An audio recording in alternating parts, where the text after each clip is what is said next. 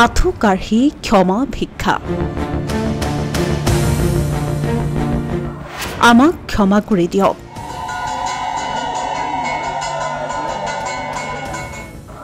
চিকিৎসালয়ত চিকিৎসক নাৰ্ছক আক্ৰমণ কৰি বিপদত পৰিল এটা পৰিয়াল।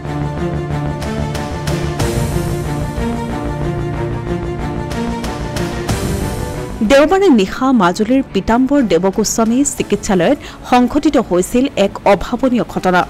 এগৰাকী ৰোগীৰ চিকিৎসালয়ত মৃত্যু হোৱাত ৰোগীৰ পৰিয়ালৰ লোকে আক্ৰমণ কৰে চিকিৎসালয়খনৰ চিকিৎসক নাৰ্ছক।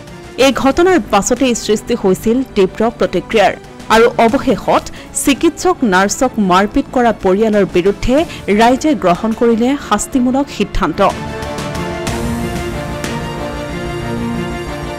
মাজুলী জিলা চিকিৎসালয়ত চিকিৎসক নাৰ্ছক মাৰপিট কৰাৰ লগতে চিকিৎসালয়খনৰ আচবাব বিনষ্ট কৰাক লৈ প্ৰয়াত দিগেন হলদাৰৰ পৰিয়ালক গাঁওবাসীয়ে কৰিলে এঘৰীয়া। বৰহুলা গাঁৱৰ কালী মন্দিৰত মঙলবাৰে অনুষ্ঠিত হোৱা ৰাজহুৱা সভাত এই সিদ্ধান্ত গ্ৰহণ কৰিলে ৰাইজে।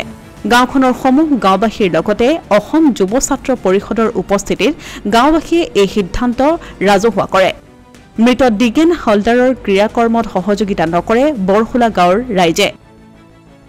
যিটো অঘটন ঘটি গ'ল সেইটো সঁচাকৈ মৰ্মান্তিক। আমি গোটেই অসমবাসীয়ে দুখ প্ৰকাশ কৰিছোঁ। এনেধৰণৰ ঘটনা আজিলৈকে হোৱা নাছিলে মাজুলীত, এই প্ৰথম হৈছে।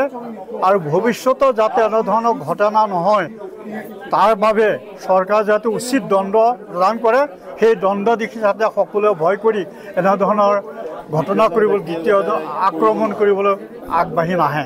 গতিকে আৰু এই পৰিয়ালটোক আমি সমাজে আজি তেওঁলোকক সমাজৰ পৰা বহিষ্কাৰ কৰিছোঁ, যেতিয়ালৈকে কোনো মীমাংসা নহয়। সত্ৰপীঠ মাজুলীৰ দৰে স্থানত ৰাজহুৱাকৈ গাঁৱৰ সকলো ৰাইজে আঁঠু কাঢ়ি ক্ষমা খুজিলে এই ভুলৰ বাবে। মাজুলীৰ দৰে ঠাইত যাতে এনেধৰণৰ ঘটনা আগলৈ সংঘটিত নহয় তাৰ বাবে মাজুলী ত্যাগ কৰিবলৈ ওলোৱা চিকিৎসক নাৰ্ছক নিৰাপত্তা প্ৰদান কৰিবলৈও প্ৰস্তুত গাঁৱৰ ৰাইজ। তেওঁলোকৰ কাৰণে আজি গোটেই মাজুলী বৰহুলাৰ ৰাইজে তেওঁলোকৰ কাৰণে আমি আঁঠু কাঢ়িছোঁ, যাতে যিসকল চিকিৎসক ইয়াৰ পৰা যাব বিচাৰিছে তেওঁলোকক যাতে চিকিৎসক আৰু চিষ্টাৰসকল যাতে ইয়াৰ পৰা নাযায় তেওঁলোকক আমি কাটৰ অনুৰোধ কৰিছোঁ। তেওঁলোকে থাকি মাজুলীত থাকি তেওঁলোকৰ আমাৰ সমাজৰ সেৱা আগবঢ়াই যাওক। যিহেতু আমি যি ঘৰে দোষী কৰিছে সেই দোষীৰ কাৰণে কিয় আমি মাজুলীবাসীয়ে ভুক্তভোগী হওঁ। সেয়ে আমি সমূহ বৰহুলাৰ ৰাইজে তেওঁলোকক গামোচা পৰিধান কৰি আমি তেওঁলোকক কাটৰ অনুৰোধ জনাইছোঁ। তেওঁলোকে আমাৰ মাজুলীত থাকি তেওঁলোকৰ স্বাস্থ্যসেৱা আগবঢ়াওক। যদি তেওঁলোকে বিচাৰে যে আমাক চিকিউৰিটি লাগে, হয়তো আমাৰ নিজৰ বৰহুলা গাঁৱৰ পৰা আমি ল'ৰা পঠিয়াই তেওঁলোকক চিকিউৰিটি প্ৰদান দিবলৈ আমি ৰাজি আছোঁ।